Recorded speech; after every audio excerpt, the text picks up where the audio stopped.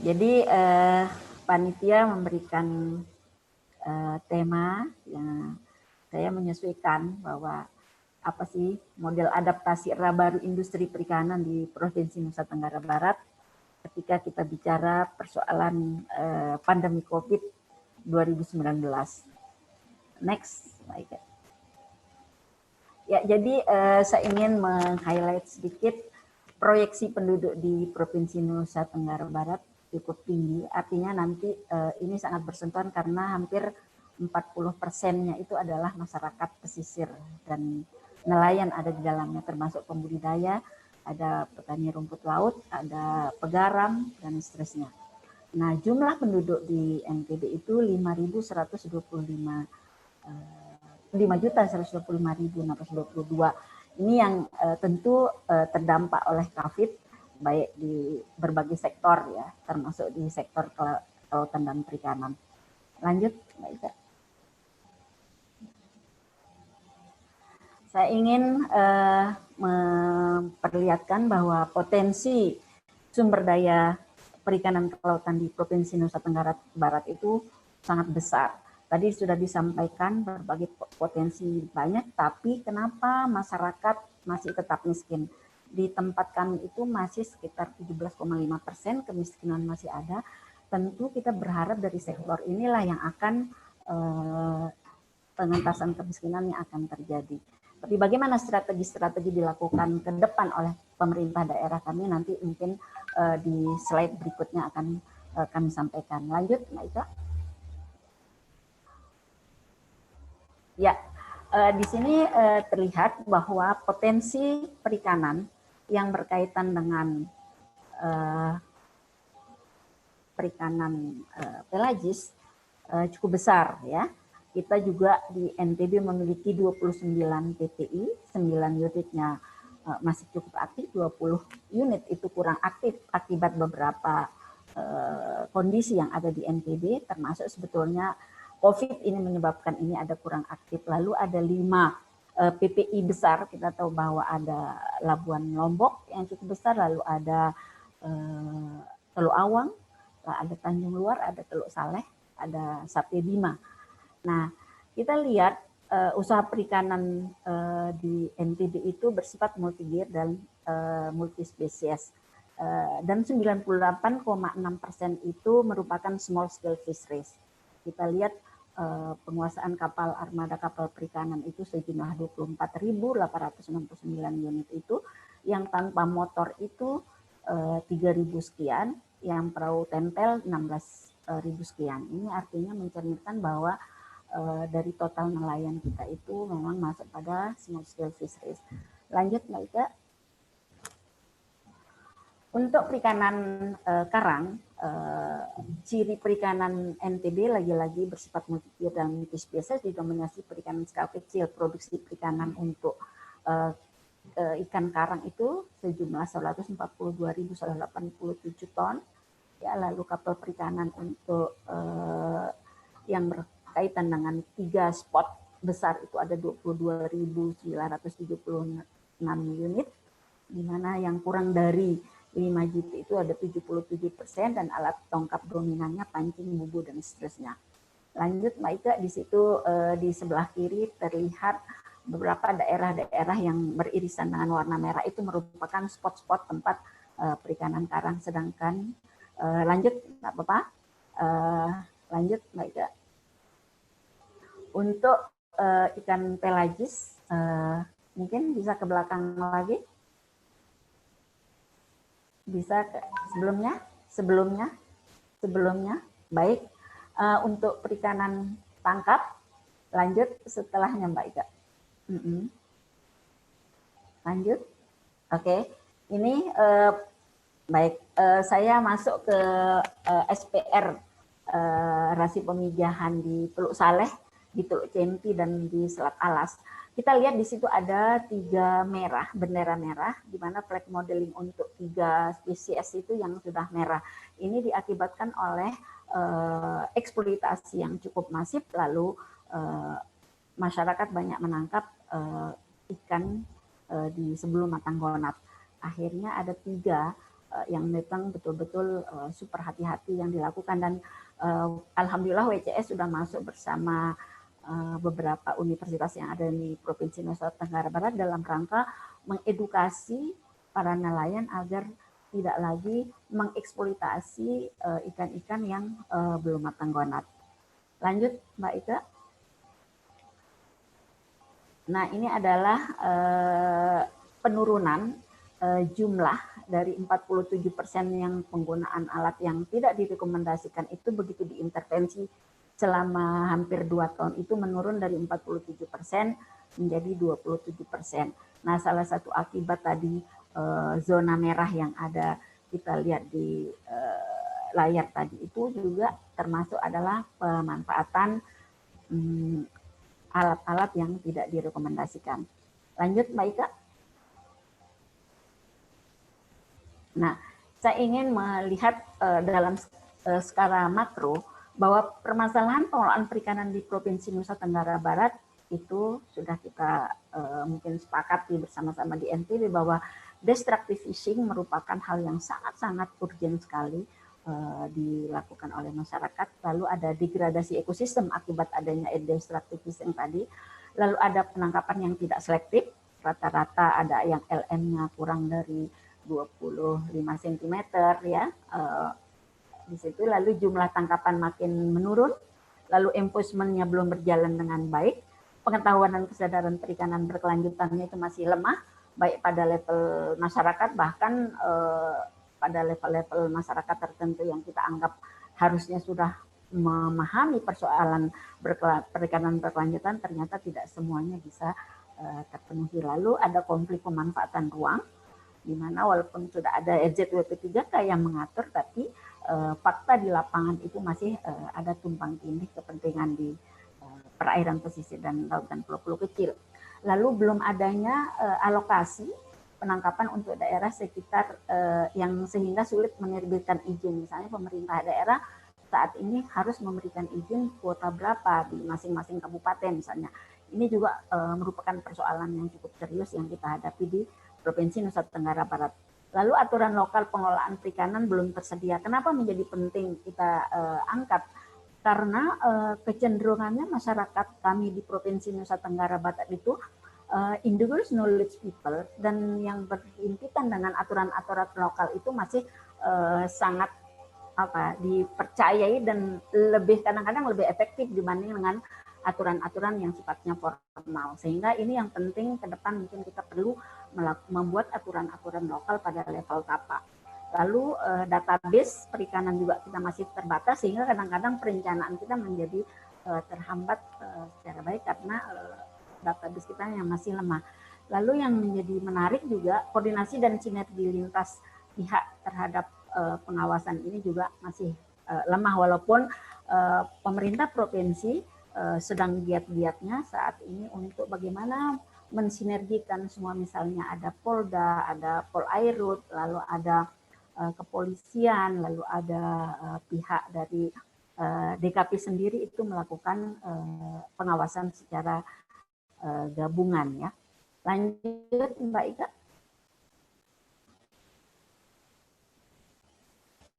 Lanjut, bisa? Ya. Baik, saya ingin melihat persoalan industri perikanan sebelumnya Mbak Ika. Persoalan industri perikanan, kita melihat bahwa kenapa industri perikanan penting di setiap daerah, karena tidak akan mungkin sebuah wilayah itu akan maju tanpa industri. Tidak akan mungkin juga setiap sektor itu akan maju tanpa industri. Sehingga titik tekan ketika kita ingin meningkatkan nilai tambah, mengurangi kemiskinan,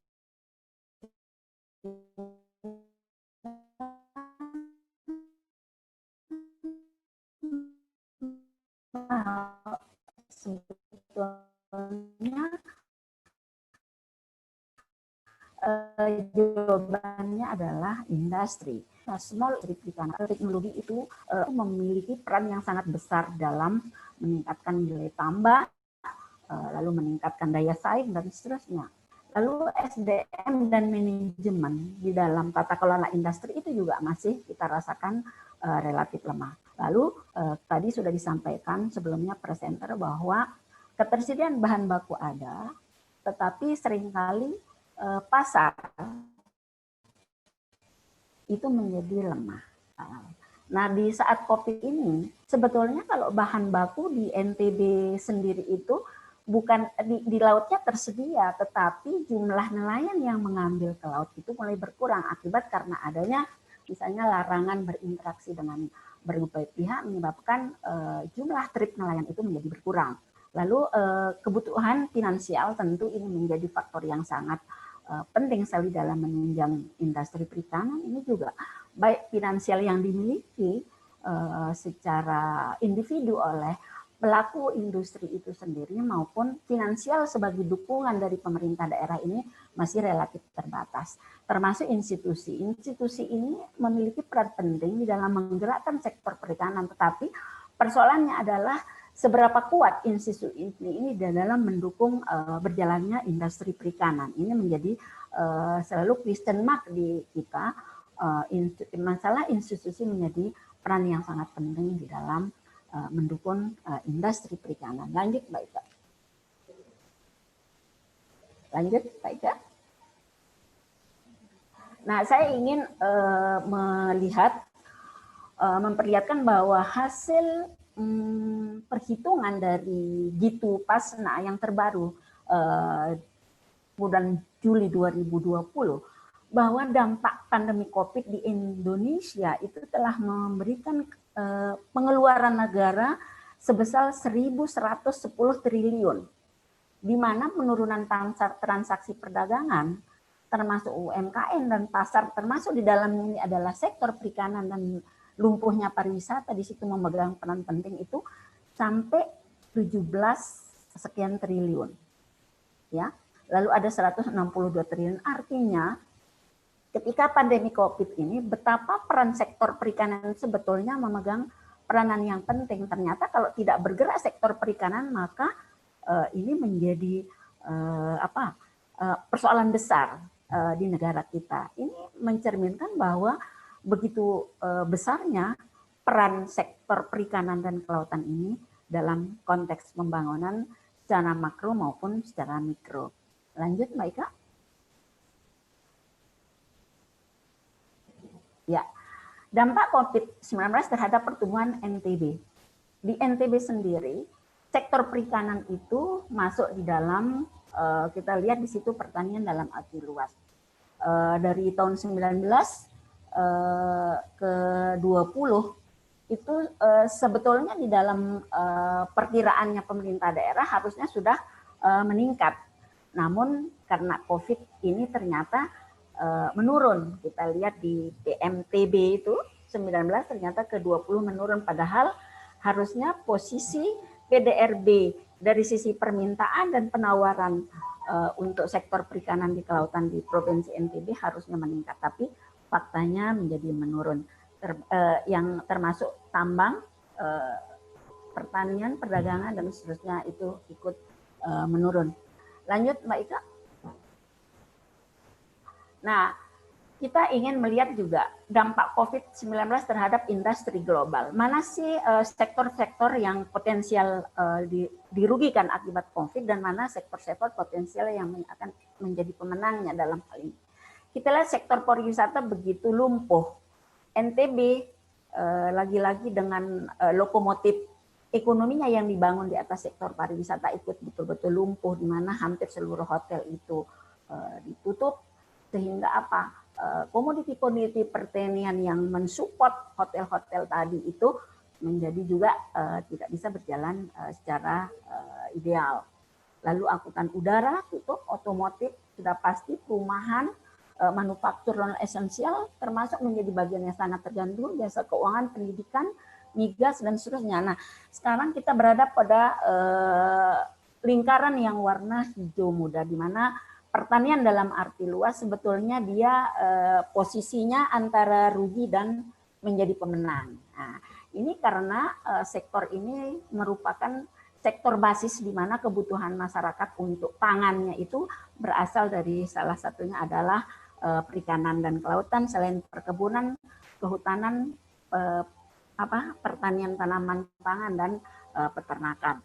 Lalu yang semakin berkembang juga ada e-commerce, lalu ada telekomunikasi karena kita lebih banyak work from home, lalu ada kebutuhan personal untuk kesehatan kita, lalu manufaktur esensial dan kesehatan. Sebetulnya e-commerce, teknologi ini sebetulnya merupakan peluang bagaimana membangun sektor perikanan berbasis pada e-commerce dan teknologi. Nanti akhirnya larinya ke situ program-program yang dilakukan oleh pemerintah Provinsi NTB. Lanjut, Mbak Ika.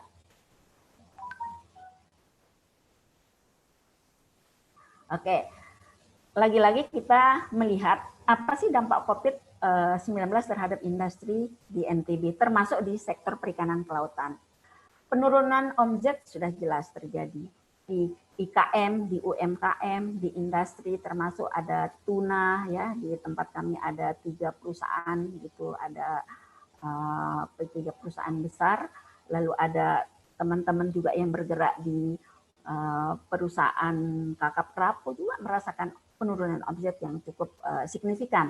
Lalu bahkan karyawan mulai di PHK, lalu akses pemasarannya pun terbatas karena pasar-pasar juga masih menutup diri, tidak terlalu banyak mengakses komoditi ini. Lalu kemampuan produksinya sudah pasti terganggu karena jumlah karyawan di PHK dan seterusnya. Lalu bahkan kredit di perbankan macet. Jadi ini merupakan suatu pelemahan di sektor industri perikanan akibat adanya dampak COVID. Sehingga pelemahan usaha ini harus distimulus oleh pemerintah Provinsi Nusa Tenggara Barat untuk kembali di dalam menggerakkan pelaku industri NTB, karena di dalam RPJMD Provinsi NTB itu sudah jelas dicanangkan bahwa NTB akan dibangun berbasis pada industri, baik industri agro maupun industri berbagai macam industri lainnya. Tetapi yang jelas yang paling utama adalah industri agro yang didukung oleh industri logam, misalnya pengolahan di sektor perikanan kelautan akan didukung oleh alat-alat dari industri logam. Itu adalah niatan yang sudah tertuang di dalam RPJMD Provinsi NTB. Lanjut Mbak Ika. Nah, apa tatanan kebiasaan baru pada sektor ekonomi kita, terutama di sektor perikanan kelautan ke depan? Tentu kekuatan sektor produksi adalah menjadi titik kunci. Sehingga bagaimana kita mau mengembalikan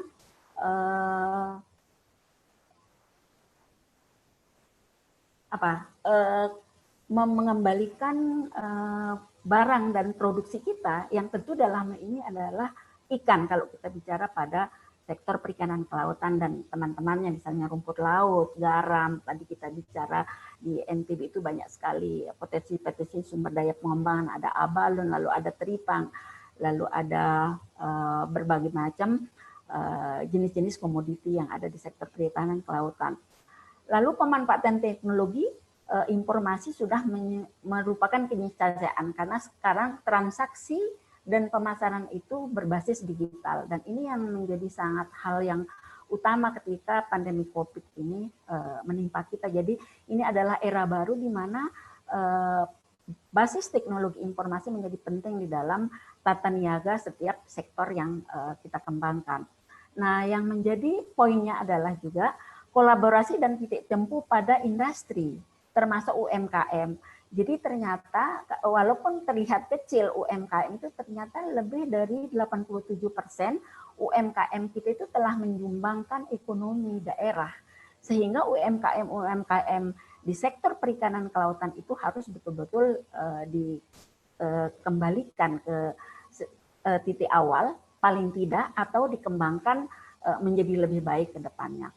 Dan bagaimana mengawal pembangunan desa, karena kita tahu bahwa sektor perikanan kelautan ini sangat berhimpitan dengan pembangunan desa, di mana daerah-daerah pesisir itu terutama merupakan daerah-daerah yang masuk di dalam administrasi desa. Lanjut Mbak Ika. Nah, kita melihat bagaimana tahapan-tahapan yang dilakukan oleh pemerintah daerah sejak mulainya COVID sampai masa tumbuhnya nanti. Mudah-mudahan masa COVID ini berakhir bulan Desember, tapi ini perkiraan pemerintah daerah Nusa Tenggara Barat, di mana pada posisi April bulan Juni itu bagaimana justru hanya mempertahankan survival masyarakatnya saja, bagaimana dia tidak kolaps kesehatannya, dia masih bisa hidup, itu paling utama dilakukan oleh pemerintah daerah.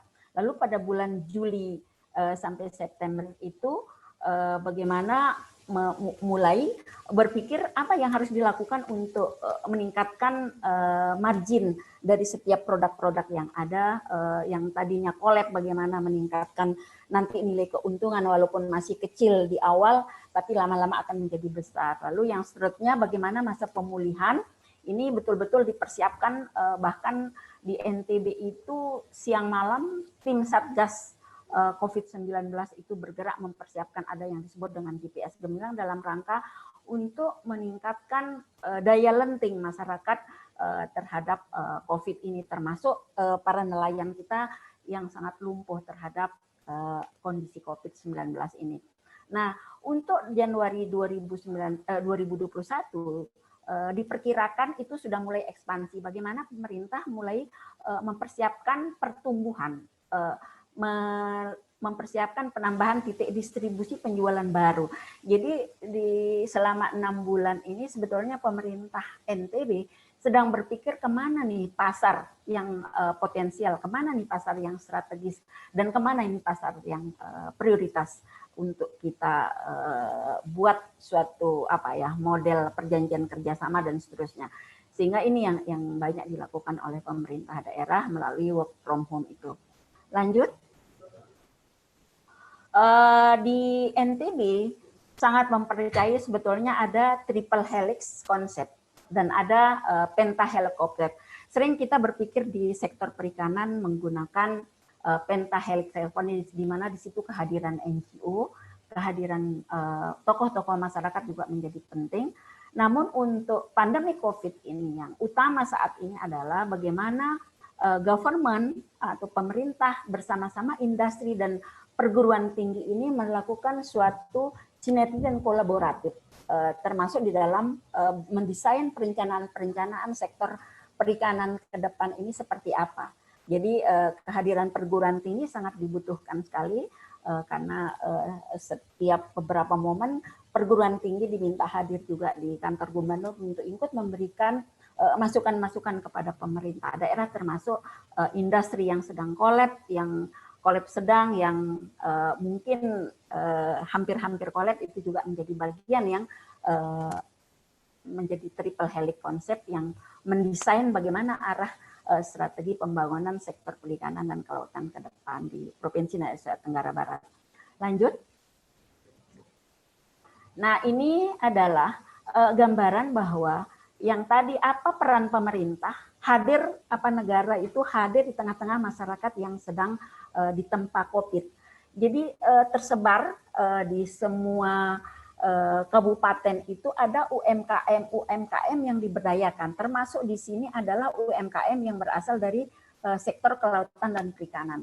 Apa yang diambil dari mereka adalah misalnya abon, karena kemarin di Dompu saja ada 6.000 ton ikan yang tidak bisa dipasarkan. Akhirnya itu dibagi ke UKM untuk dibuat abon. Nah, abon inilah yang dijadikan sebagai bantuan JPS Gemilang di Provinsi NTB. Lalu ada ikan kering sejumlah 31 ton dibagikan ke seluruh masyarakat yang terdampak COVID ya. Itu adalah bentuk kehadiran pemerintah daerah atau negara di tengah-tengah masyarakat yang sedang dihadapi oleh persoalan COVID, sehingga komoditi-komoditi perikanan yang sudah diolah oleh UKM-KM itu dibeli oleh pemerintah sebagai pasarnya. Lanjut, Mbak Ika. Nah, 5 industri besar yang didesain dalam rancangan RPJMD Provinsi NTB, di mana nomor 2 itu adalah industri pengolahan. Di situ termasuk sebetulnya industri di sektor kelautan dan perikanan. Lalu termasuk juga di nomor 5 yaitu industri hulu agro. Jadi pemerintah sekarang sebetulnya sedang mempersiapkan permesinan, otomotif, dan energi terbarukan dalam rangka menunjang industri hulu agro dan termasuk industri olahan.